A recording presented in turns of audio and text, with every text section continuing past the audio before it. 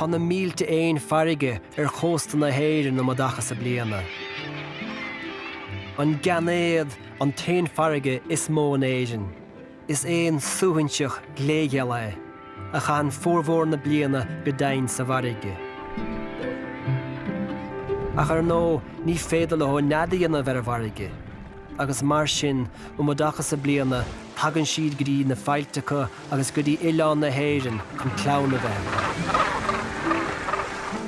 Nuair a hagann garcach an gnéad amachas an óver dúis, ní bhíonn éon cleitiige, agus bíonn dath dómh nó goroméir. Job lán aimse sethe na garcaigh seo a bheithú, agus déanann na héan fásta rainn trosna machar a bharige agus tharna sé rís gach lá chun greimeice mead ag ngob na ngarcach saontach.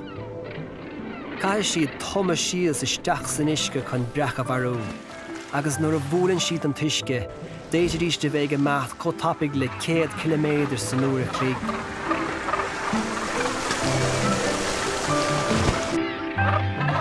Má thugann tú cuairt ar cholíneach na ngainéad, buinnig an glóir siar-asad.